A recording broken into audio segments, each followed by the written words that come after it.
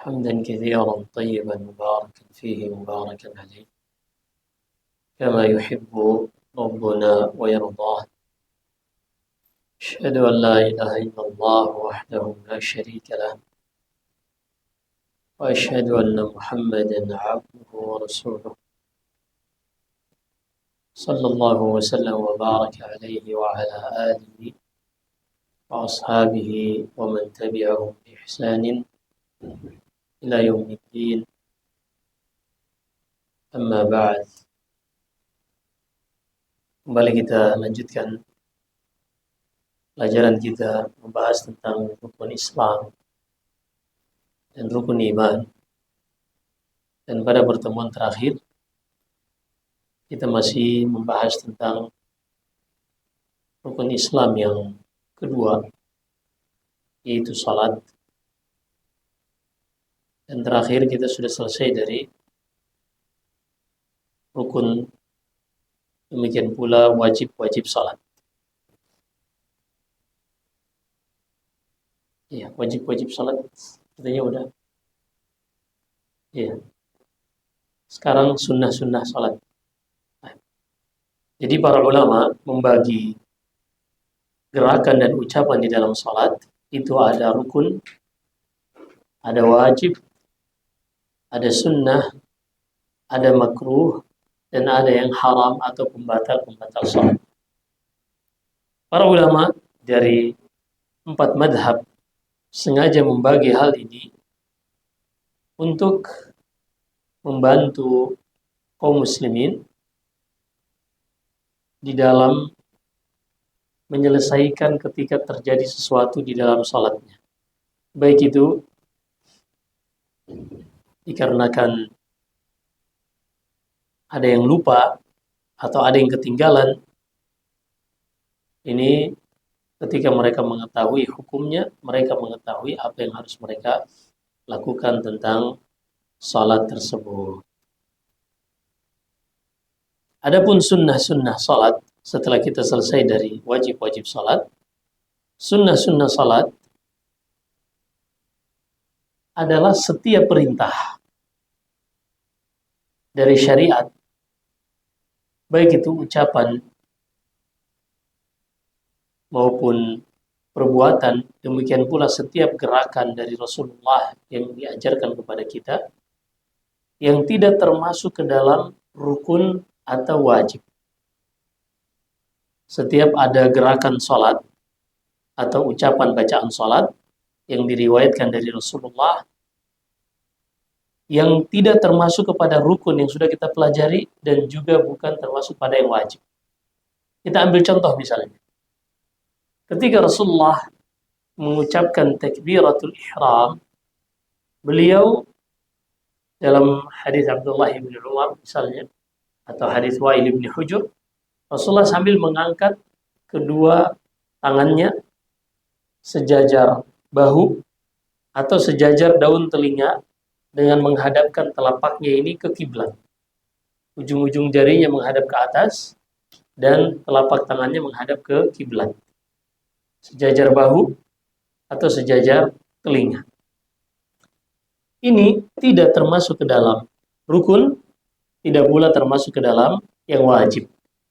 Karena yang rukun adalah ucapan Allahu Akbar. Ucapan takbirnya ini masuk rukun. Kalau seorang memulai salat tidak membaca Allahu Akbar sementara dia bisa berbicara, maka salatnya tidak sah. Ini kalau meninggalkan rukun, maka salatnya tidak sah. Tapi kalau misalnya dia tidak mengangkat kedua tangannya ketika mengucapkan takbiratul ihram, maka salatnya tetap sah. Kenapa? Karena gerakan mengangkat tangan ketika takbiratul ihram hukumnya sunnah. Nah ini dengan seorang bisa membedakan mana rukun, mana wajib, mana sunnah, ketika terjadi sesuatu pada salatnya, dia tahu apa yang harus dia lakukan. Kemudian di antara yang kita sebutkan tadi, segala ucapan atau perbuatan yang dicontohkan Rasulullah di dalam salatnya namun tidak termasuk ke dalam yang rukun atau yang wajib. Tidak termasuk ke dalam yang rukun atau yang wajib. Apapun yang dilakukan oleh Rasulullah dalam salat, maka itu sunnah jika tidak termasuk ke dalam yang rukun atau yang wajib.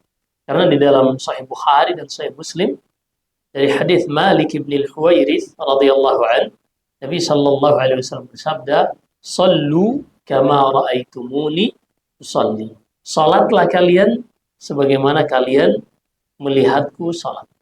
Berarti secara umum terdapat anjuran, disunnahkan untuk kita mengikuti Rasulullah di dalam mengerjakan salat. Hanya saja di dalam mengikuti Rasulullah ini ada yang harus, tidak boleh ditawar-tawar, yaitu rukun dan wajib. Ada yang seorang boleh meninggalkannya bahkan walaupun sengaja. Begitu juga setiap kali berpindah dari satu gerakan ke gerakan berikutnya yang ditandai dengan bacaan takbir intiqal atau takbir perpindahan, disunahkan untuk mengangkat kedua tangan, kecuali setiap gerakan setelah sujud secara langsung, maka ini tidak mengangkat tangan. Gerakan yang dilakukan setelah sujud, maka ini tidak mengangkat tangan. Contohnya misalnya, ketika seorang sujud, dia akan bangkit untuk duduk di antara dua sujud. Maka pada saat itu dia tidak mengangkat tangan. Begitu juga ketika dia langsung ingin bersambung dengan sujud. Ketika dia hendak sujud, dia tidak mengangkat tangan. Ketika bangkit ke rakaat kedua, ini bersambung dengan sujud tidak? Bersambung. Maka kata ulama Hanabilah, mazhab Hambali, mereka tidak mengangkat, dia tidak mengangkat tangannya. Tapi kalau misalnya rakaat kedua, setelah sujud yang kedua, apakah dia langsung bangkit atau duduk tasyahud awal? Duduk tasyahud awal. Maka bangkit dari tasyahud awal ini bersambung dengan sujud atau tidak? Tidak bersambung. Maka ketika itu, dia pun mengangkat kedua tangannya. Ini disebutkan para ulama mazhab Hambali dhabitnya. Dan demikian yang kebanyakan dilakukan oleh Rasulullah sallallahu alaihi wasallam ketika salat. Sehingga ketika kita paham ini, ada yang sering bertanya, Ustaz, gimana kalau kita masbuk? Ya kan? Kapan kita mengangkat tangannya? Apakah yang kita hitung, kita bangkit ke rakaat ketiga? Karena kan beda-beda kalau kita, bahkan ada salat, kalau seorang masbuk, dia bisa sampai duduk tasyahud 4 kali. Ada satu salat, ketika seorang masbuk, dia bisa saja pada kondisi tertentu duduk tasyahud 4 kali. Berarti bangkitnya 3 kali. Yaitu ketika sholat maghrib, seorang datang dalam keadaan imamnya sedang duduk tasyahud awal. Kata Rasulullah, "Fama wajadtum fasallu."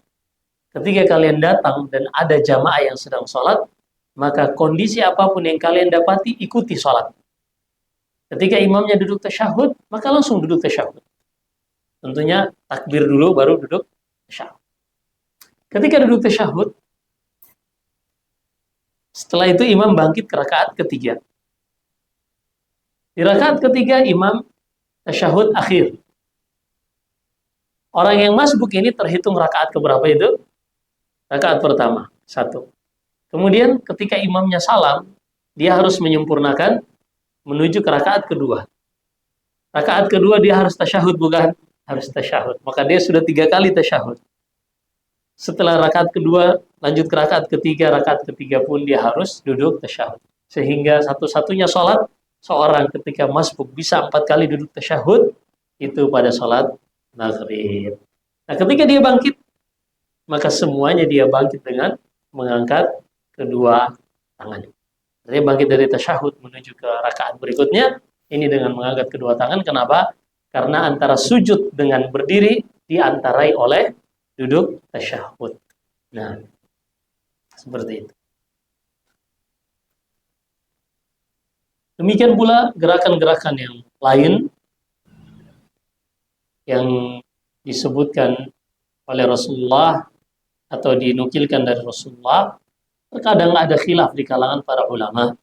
Misalnya, ketika seorang bangkit dari ruku', apakah ia meletakkan tangannya bersedekap kembali sebagaimana sebelum ruku', ataukah dia irsal, dia menjulurkan tangannya. Di sini hadisnya hadis Wa'il bin Hujur, summa raddahuma. Setelah Rasulullah SAW bangkit dari ruku', Rasulullah kembali melakukan seperti sebelum ruku'.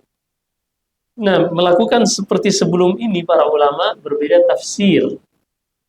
Apakah kembali seperti sebelum ruku', yaitu bersedekap, atau kembali seperti sebelum sholat, yaitu tanpa bersedekap. Namun intinya di sini para ulama sejak zaman dahulu dan dua-duanya pendapat ini saling mentolerir. Kenapa? Karena dalilnya sama. Yang beda dari sisi pemahamannya. Nah, juga di antara yang ada perbedaan di kalangan para ulama, yaitu ketika hendak sujud, apakah dia mendahulukan kedua telapak tangannya ataukah mendahulukan lututnya. Karena ada larangan dari Nabi sallallahu alaihi wasallam, la yabrukanna ahadukum kama yabrukul al-ba'ir. Janganlah seorang ketika hendak sujud ia menderum duduk menuju ke sujud sebagaimana ketika onta ingin duduk. Para ulama seperti Ibn Al-Qayyim rahimahullah mengatakan hadis hendaknya ia mendahulukan kedua tangannya dari lututnya. Hadis ini maklub, hadis ini tertukar. Harusnya hendaknya dia mendahulukan kedua lututnya dari kakinya. Kenapa? Karena onta ketika duduk ia mendahulukan kaki depannya. Yang hitungan kita itu tangan. Kemudian baru kaki belakang. Intinya di sini maka kita dituntut untuk menyelisihi hewan onta ini. Tapi para ulama mencoba untuk menggabungkan antara perbedaan di kalangan para ulama ini karena hadisnya memang juga ittirab. Gerakan apapun yang dilakukan seorang hendak sujud, dia dikatakan seperti menderumnya onta ketika tanah, debu, bahkan batu-batu kecil yang ada di sekitarnya ketika onta itu duduk akan berceceran, berserakan. Maka seorang yang sujud, walaupun dia mendahulukan lututnya atau mendahulukan tangannya, ketika membuat jadi turunnya itu cepat kayak orang jatuh, nah itu yang dilarang. Menyerupai hewan seperti itu yang dilarang. Maka kalau dia mendahulukan lututnya, tapi pelan, demikian pula tangannya pelan, maka ini keduanya tidak mengapa, sebagaimana disebutkan Syekh Abdul Karim Al-Khudair hafizahullah. Baik, di antara yang disunnahkan yang diriwayatkan dari Rasulullah SAW pada salat adalah membaca Subhana Rabbiyal Azim lebih dari satu kali. Jadi kalau satu kali hukumnya adalah wajib. Lebih dari satu kali ini hukumnya sunnah. Berapa batasan maksimalnya? Jawabannya adalah tidak ada batasan maksimal. Sebagaimana dalam Azhar Anas bin Malik di masa khilafah Umar bin Abdul Aziz rahimahullah, Anas bin Malik pernah sholat di belakang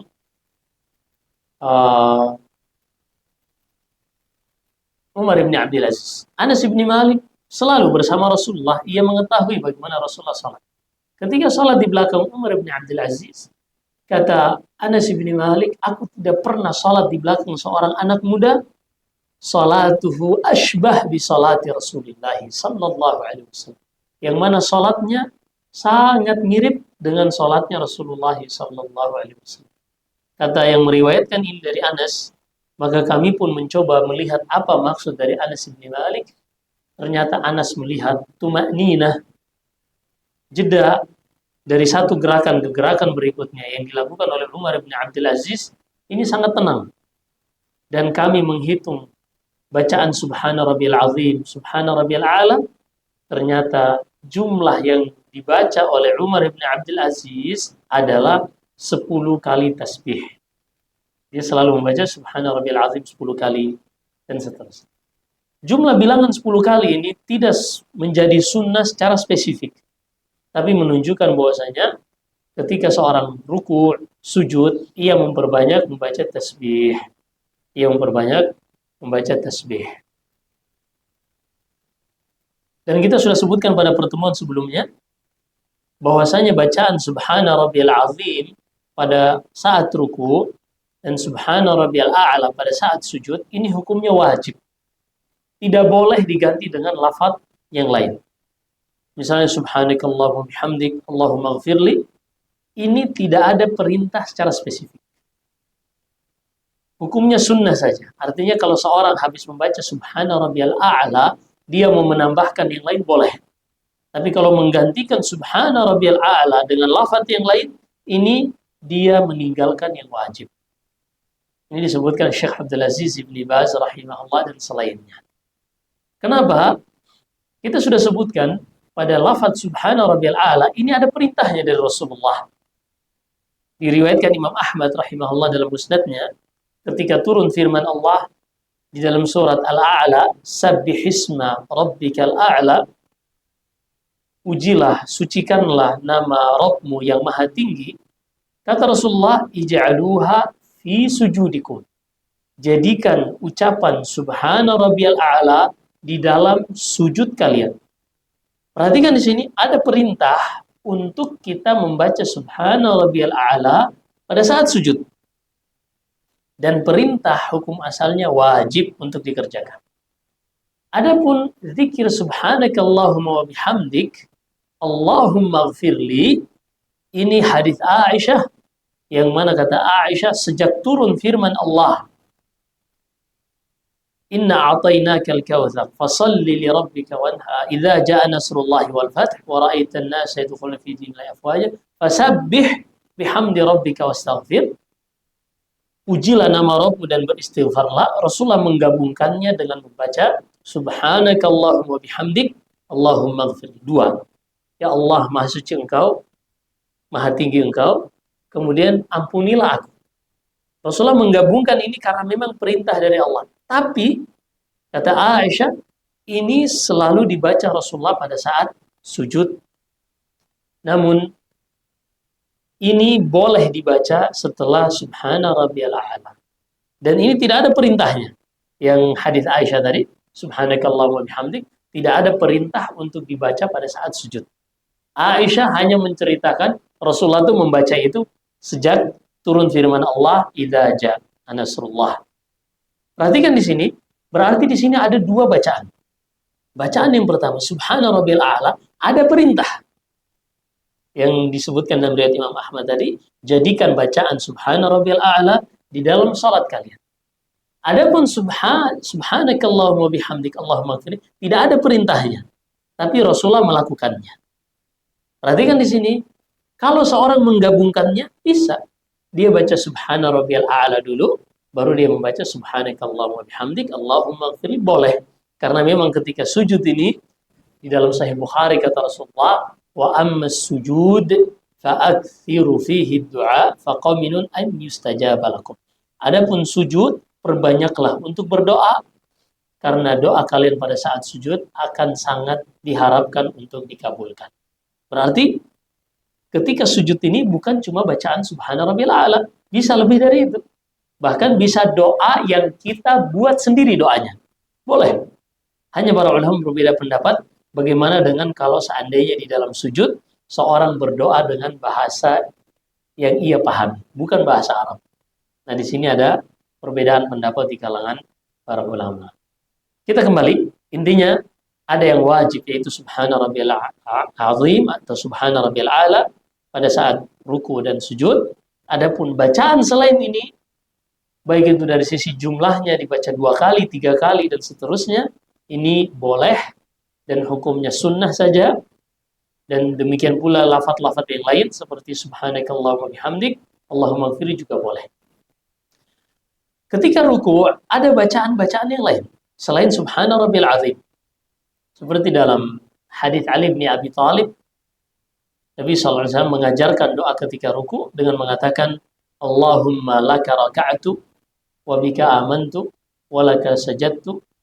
Saya Allahumma laka aslamtu wa bika amantu wa laka aslamtu khasyalaka sam'i wa basari wa mukhi wa 'azmi wa 'asabi wa mastaqalla bihi qadami. Ini disebutkan dalam hadis Ali bin Abi Thalib. Berarti ketika kita ruku, apalagi mungkin imamnya panjang, maka seorang jangan diam saja. Dia bisa baca Subhana Rabbil Azim terus-terusan kalau memang cuma itu yang dia hafal. Dia baca terus. Demikian pula ketika sujud, imamnya panjang misalnya, maka dia jangan berhenti. Baik itu dia baca Subhana Rabbil A'la, jumlah yang banyak, atau mungkin dia baca doa. Dia baca doa-doa yang dia hafal. Boleh nggak doa dari Al-Quran? Nah, misalnya dia baca, Rabbana atina fid dunya hasanah wa fil akhirati hasanah wa qina adzabannar. Ini kan ada di dalam surat Al-Baqarah. Boleh nggak dibaca ketika sujud? Pertama harus kita pahami, Rasulullah mengatakan, Nahnu ma'asyaral anbiya nuhina an naqra al-Qur'an rukka'an aw sujjada. Kami dilarang untuk membaca Al-Quran ketika ruku' atau ketika sujud. Ini disebutkan dalam Sahih Muslim. Lalu bagaimana kalau tadi dia baca doa dari Al-Quran? Disebutkan para fuqaha, doa-doa ini betul ada di dalam Al-Quran, tapi orang yang membacanya menginginkannya sebagai doa, bukan karena membaca Al-Quran. Dan sebaik-baik doa daripada seorang mengarang sendiri lafadznya, maka apa yang disebutkan oleh Allah tentang nabinya dan tentang orang-orang saleh yang mereka mengucapkan doa lebih baik daripada lafaz kerangka kalimat yang dibuat oleh manusia. Jadi boleh-boleh saja. Dan pernah Rasulullah membaca di dalam salatnya dengan mengatakan Allahumma atini fid dunya hasanah. Beliau mengganti karena kalau Rabbana atina untuk jamak, untuk satu orang, untuk lebih. Rabbana atina, ya Allah berikan kepada kami. Kalau sendiri, Rabbi atini, ya Allah berikan kepadaku. Nah, dan banyak lagi berkaitan tentang sunnah-sunnah salat yang semua dinukilkan dari Rasulullah selain dari yang rukun dan wajib, maka itu adalah sunnah. Demikian pula yang disunnahkan seperti ketika salam menghadap kanan, salam menghadap kiri. Ketika tasyahud mengisyaratkan dengan jari telunjuk. Ini juga sunnah. Baik dia menggenggam jempolnya memegang jari tengahnya, atau dia membuat seperti lingkaran. Ini semuanya disebutkan dalam Sahih Muslim. Wa yushiru bis-sabbabah. Dan Rasulullah mengisyaratkan dengan jari telunjuk. Wa yuharrikuha, ada tambahan dari Zaidah ibn Qudama, dan Rasulullah menggerakkannya. Nah, tambahan menggerakkannya ini diperselisihkan oleh para ulama. Kenapa? Karena dari sekian banyak perawi yang meriwayatkan dari para sahabat, hanya satu orang dari kalangan tabi'ut tabi'in yang memberikan tambahan wa yuharrikuha, dan Rasulullah menggerakkannya. Sementara sahabat-sahabat yang lain, ulama-ulama hadis yang lain tidak ada yang meriwayatkan dengan menggerakkannya. Sehingga para ulama menghukumi hadis ini dengan hadis yang syadz, hadis yang lemah. Dan mereka pun kebanyakan tidak menggerakkan jari telunjuk ketika tasyahud. Karena kan ada perawi yang kita sebutkan tadi yang bernama Zaidah ibni Qudamah. Dan banyak lagi. Kalau kita sebutkan satu-satu panjang, kita ingin selesaikan hari ini bab salat insya Allah. Biar berikutnya kita masuk bab tentang zakat. Kita ingin bahas baik itu zakat harta, atau zakat pertanian, atau zakat perdagangan. Kita akan bahas insya Allah. Baik. Yang berikutnya makruh salat. Apa saja yang dimakruhkan di dalam salat? Yang dimakruhkan di dalam salat, pertama, menyerupai hewan. Seperti larangan tadi ketika seorang hendak sujud, janganlah ia turun seperti onta. Demikian pula naha an naqratil ghurab. Rasulullah melarang dari seorang itu ketika sujud seperti uh, burung gagak yang mematok makanannya, atau ayam yang mematok beras misalnya, jagung. Cepet. Nah, ada orang yang sujud langsung bangkit. Iya. Apalagi kalau masuk bulan Ramadan, taraweh tercepat di dunia, yang diimami oleh Imam Lamborghini, saking kencengnya. Nah, yang seperti itu dilarang oleh Nabi SAW. Dan ini hukumnya makruh. Begitu juga Rasulullah melarang inbisatul kalb. Seorang ketika sujud, ia membentangkan lengannya seperti anjing, yang mana sikunya bisa nempel ke lantai tempat sujud. Ini nggak boleh. Tapi yang harus dia lakukan adalah menempelkan telapak tangannya di tempat sujud dan mengangkat sikunya atau tulang hastanya. Tentunya juga ketika sholat jamaah tidak boleh ia menghimpit, mendesak saudaranya yang di kanan atau di kiri, tapi dia sederhana. Paling gampang adalah dengan dia menempelkan telapak tangannya dan menaikkan sikunya. Itu makruh jika seorang melakukannya. Tentunya tidak membatalkan sholatnya, tetap sah. Juga Rasulullah melarang untuk seorang memakai masker atau penutup wajah, laki-laki maupun perempuan. Jadi walaupun seorang perempuan bercadar misalnya, dia tidak boleh menutup wajahnya ketika sedang sholat. Sebagaimana pula laki-laki dilarang menutup wajahnya ketika sedang sholat. Kecuali kalau ada uzur.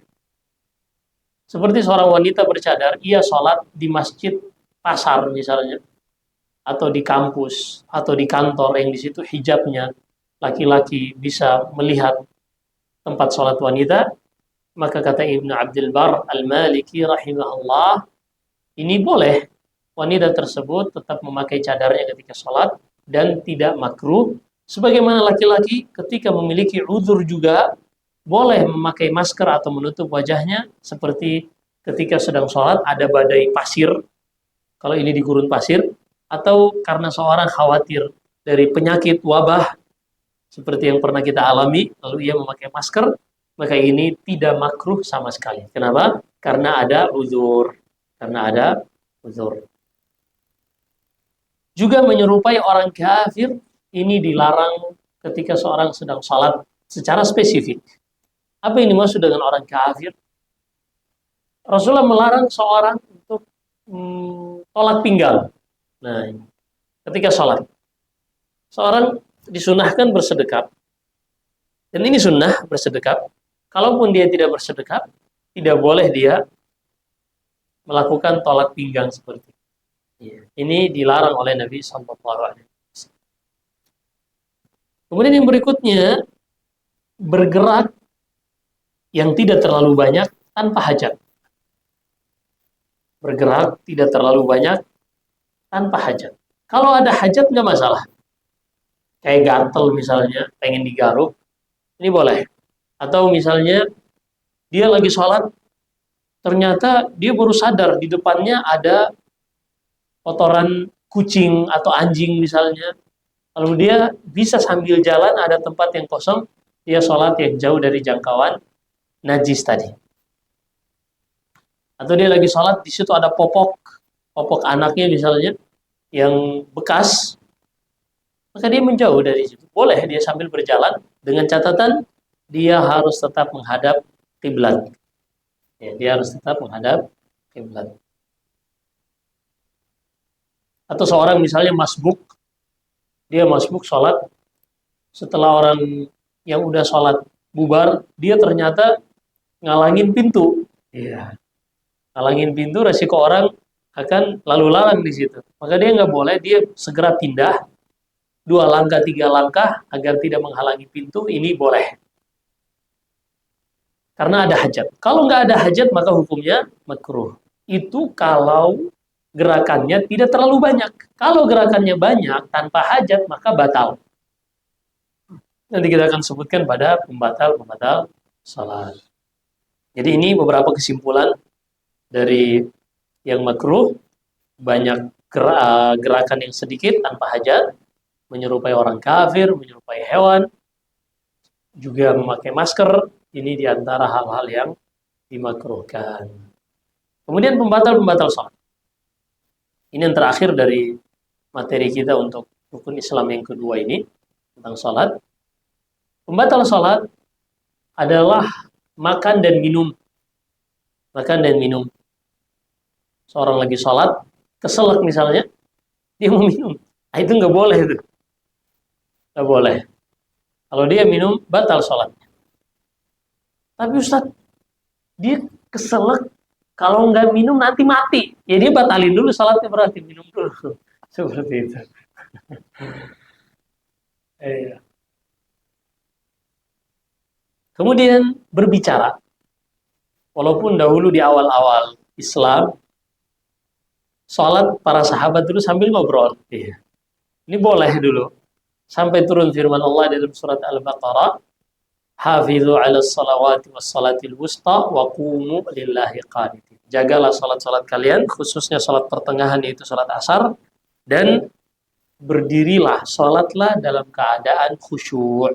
Maka sejak saat itu dilarang untuk berbicara, dilarang untuk melihat ke atas, dilarang untuk lirik kanan lirik kiri, dilarang untuk menjawab salam, bahkan setelah turun ayat tersebut khusus menjelaskan untuk harus khusyuk. Kemudian tertawa. Tertawa ini membatalkan sholat. Kecuali seorang senyum dengan sesuatu yang tidak mengalihkan hatinya, maka ini masih sah-sah saja. Ya. Kemudian yang berikutnya, di antara pembatal sholat, jika syarat yang sudah pernah kita sebutkan di luar sholat, yaitu menutup aurat, menghadap kiblat, juga bersih dari najis atau suci dari hadas, ini jika hilang salah satunya, maka batal sholatnya. Seperti seorang, dia udah wudhu, lagi sholat, buang angin, berarti syaratnya hilang. Maka pada saat itu juga sholatnya menjadi batal. Demikian pula ketika seorang sholat, misalnya kalau dulu orang tuh kan pakai namanya izar. Kita sudah sebutkan pakaian orang Arab tuh kebanyakannya kayak orang umroh, pakaian bawah disebut izar, kayak handuk, dan pakaian atas disebut ridha. Kalau misalnya ini orang lagi sholat, ketiup angin, tersingkap auratnya, terbang handuknya misalnya, kelihatan auratnya. Apa hukum sholatnya? Sholatnya menjadi batal. Tapi kalau misalnya angin cuma meniup sesaat, tersingkap sebentar, dan dia bisa menutupnya, apa hukum sholatnya? Nah, ini. Atau misalnya seorang lagi sholat, tiba-tiba bajunya atau apa namanya sajadahnya kena pipis. Apa hukum salatnya? Seperti itu. Hukum salatnya kita lihat disebutkan Syekh Ibnu Utsaimin rahimahullah, ketika perempuan ada yang bertanya, karena perempuan ketika sholat kakinya pun harus ditutup. Tapi terkadang nggak sengaja ketika mereka hendak sujud tersingkap kakinya. Apa hukum sholatnya? Maka dilihat. Jadi syarat-syarat tadi yang kita sebutkan, kalau seandainya hilang di tengah sholat dan bisa langsung dikembalikan pada saat itu, maka dia tetap melanjutkan sholatnya. Maksudnya, ketika auratnya tersingkap karena angin misalnya, atau perempuan ketika sujud keinjak atau apapun tersingkap auratnya dan dia bisa langsung ditutup, maka dia tetap melanjutkan sholatnya. Dalilnya disebutkan dalam Sahih Bukhari, suatu saat Rasulullah sholat zuhur atau sholat asar bersama sahabatnya, tiba-tiba beliau melepaskan sandalnya. Para sahabat yang bermakmum di belakang Rasulullah melihat sandal Rasulullah dilepas, mereka pun semuanya melepaskan sandalnya. Setelah selesai sholat, Rasulullah melihat tumpukan sendal. Saya bertanya, kenapa kalian melakukan? Para sahabat menjawab, ya Rasulullah, kami kira itu syariat yang melarang untuk memakai sendal ketika sholat. Maka kami pun melihat engkau melepaskan sendalmu, kami pun melepaskan sendal-sendal kami. Kata Rasulullah, tidak ada perubahan di syariat, boleh sholat pakai sendal, pakai sepatu, hanya saja tadi Jibril alaihissalam datang memberitahukan bahwasanya di bawah sendalku ada najis. Berarti syaratnya di situ hilang, bersih dari najis. Pada pakaian, pada badan harus bersih. Kalau di sendalnya ada najis, berarti di situ terdapat hilangnya satu syarat. Tapi Rasulullah bisa langsung melemparkan sendalnya dan kembali bisa mewujudkan syarat bersih dari najis. Dan Rasulullah melanjutkan sholatnya. Sehingga seorang yang ketika tersingkap auratnya dan dia bisa menutupnya kembali, kemudian dia melanjutkan sholat, maka tidak mengapa. Kecuali kalau dia buang angin. Bisa nggak dia wudhu juga saat itu? Nggak bisa. Dia harus keluar meninggalkan itu. Maka pada saat itu pun sholatnya menjadi batal dan dia harus mendatangkan kembali syarat yang hilang tadi. Kemudian yang terakhir, dengannya kita tutup insya Allah, banyak bergerak tanpa hajat. Banyak bergerak tanpa hajat ini selain dari gerakan sholat, ini membatalkan sholat. Dan para ulama Syafi'iyah membuat batasan minimal berapa sih gerakan itu dikatakan banyak. Mereka mengatakan 3 kali berturut-turut. Jadi kan dalam bahasa Arab itu ada kata yang menunjukkan jumlah bilangannya satu, namanya mufrad atau tunggal.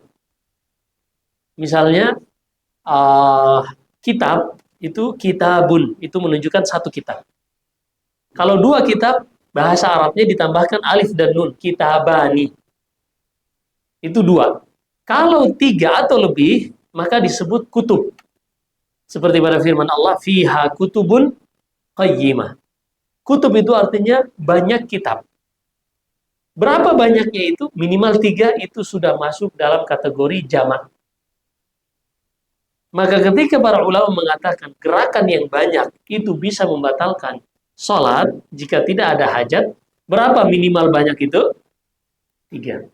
Maka mereka mengatakan ketika seorang bergerak 3 kali berturut-turut tanpa ada hajat, maka sholatnya batal. Iya. Makanya ini hati-hati. Walaupun ulama sebagian yang lain tidak menyepakati hal ini, mereka mengatakan gerakan yang banyak yang bisa membatalkan sholat itu ketika ada orang yang melihat orang menyangka orang tersebut sedang tidak sholat. Iya. Lagi sholat, ngupil nggak habis-habis, ya kan? Atau benerin jenggotnya nggak habis-habis, atau mungkin sambil main HP. Orang tahu ini orang nggak sholat nih. Nah itu yang dikatakan Syekh Ibnu Utsaimin rahimahullah, bahwasanya gerakan yang banyak yang membatalkan sholat, ketika orang lain melihatnya, dia nggak nyangka kalau orang itu lagi sholat. Nah itu tobitnya demikian. Wallahu alam. Ada pertanyaan?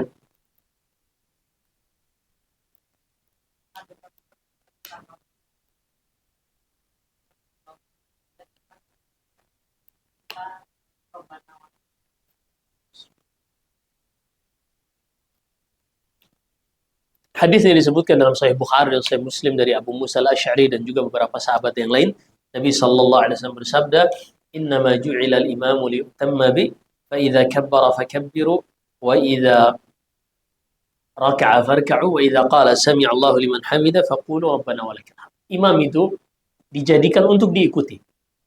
Jika ia bertakbir, ikutlah bertakbir. Jika ia ruku, ikutlah ruku. Jika ia mengucapkan sami Allahu liman hamida, ucapkanlah kalian wahai makmum, Rabbana walakal hamd. Enggak perlu. Jadi memang itu nas dalam hadis dalam Sahih Bukhari. Demikian Allah. Salam.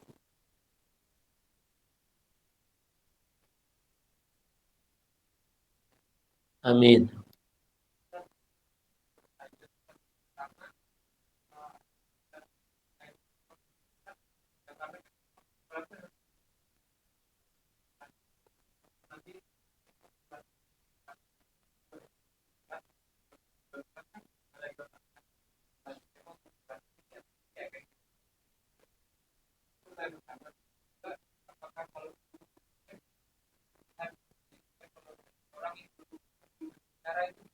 Nah, memilih surat sebelum mulai sholat boleh nggak? Boleh-boleh saja.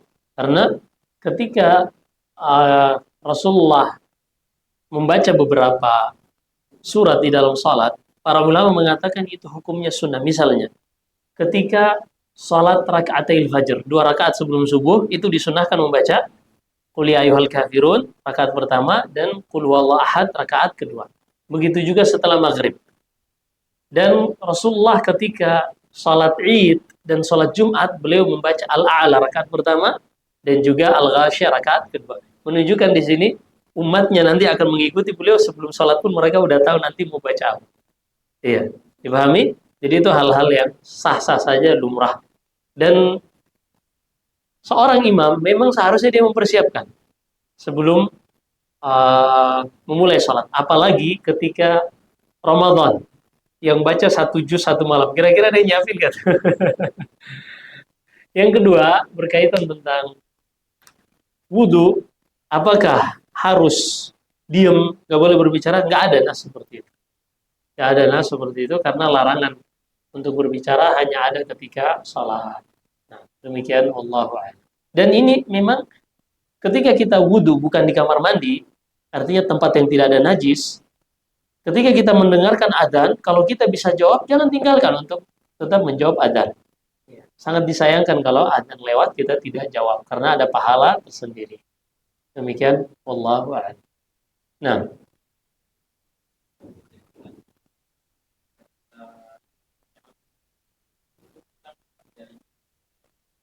Nah, Masya Allah. Para ulama memiliki beberapa pendapat dalam hal ini. Tapi siapa saja yang melihat nas di dalam Sahih Muslim dan selainnya, bahwasanya Rasulullah sallallahu alaihi wasallam yushiru bis sababa. Rasulullah ketika tasyahud mengisyaratkan dengan jari telunjuk. Tidak disebutkan kapan mulai mengangkatnya dan kapan terakhir mengangkatnya. Sehingga para ulama mengatakan Rasulullah dipastikan ketika tasyahud mengisyaratkan dengan jari. Kapan waktunya nggak tahu, kapan mulainya nggak tahu, kapan terakhirnya nggak tahu. Maka kalau ketika orang duduk tasyahud, dia langsung mengisyaratkan dengan telunjuk, maka benar sesuai hadis. Artinya Rasulullah ketika duduk tasyahud beliau mengisyaratkan.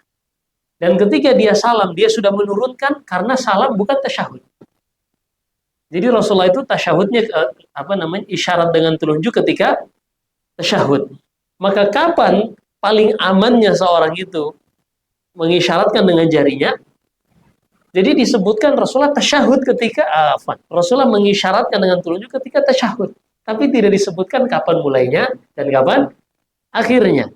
Yang jelas ketika tasyahud berarti ya sudah. Kalau kita duduk tasyahud, kita langsung mengisyaratkan, dan ketika kita sudah berpindah ke rukun berikutnya, yaitu salam, itu bukan tasyahud lagi. Maka seharusnya sudah turun. Dipahami ya? Ketika kita duduk tasyahud, itu sudah masuk tasyahud bukan? Sudah masuk, berarti kita mengisyaratkan. Ketika kita mau salam, itu udah keluar dari tasyahud bukan? Udah keluar, maka kita turunkan. Demikian Allahu a'lam. Nah.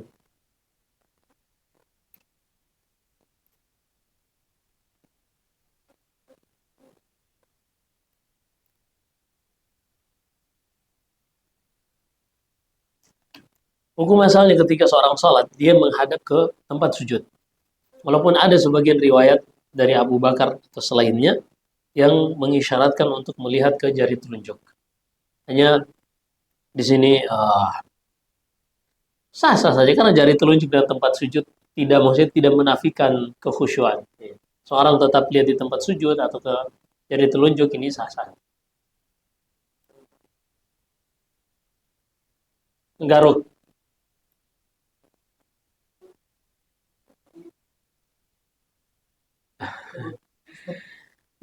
Tadi kan kita sebut tanpa hajat. Tanpa hajat. Kalau ada hajat, nggak masalah. Iya. Ya, kalau gatalnya banget kan nggak bisa ditahan. Oh, kalau kaki lain ceritanya. Awas, ketika kita gerak, kita nggak boleh menambah rukun. Ada sebagian orang kakinya gatal. Padahal lagi posisi berdiri. Akhirnya dia garuk, itu ruku. Itu batal kalau ulama Syafi'i mengatakan. Kenapa? Karena dia menambah ruku. Sah-sah aja.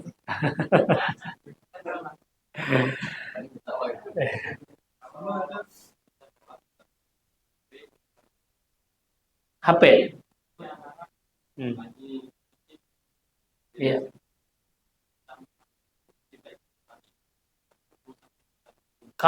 Kalau memang sampai menambah rukun, nggak boleh. Bisa batal sholat. Hah? Bisa, bisa boleh. Ambil, buka, keluar, nyalain dulu, gambar polanya dulu, matiin boleh.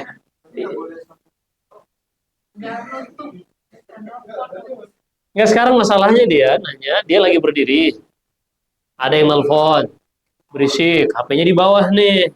Ini gimana kalau dia ngambil ngebungkuk, ruku tuh, kan batal. Caranya pakai kaki lah.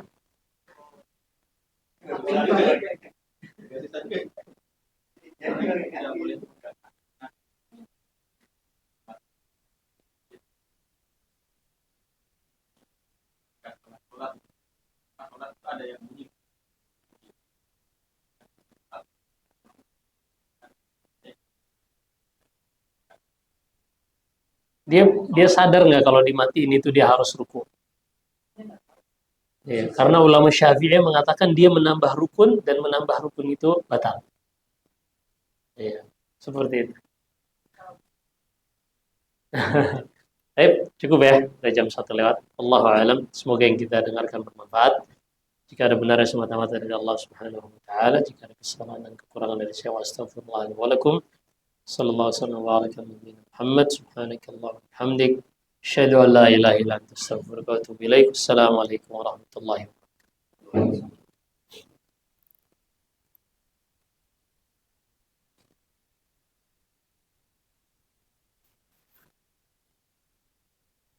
wabarakatuh.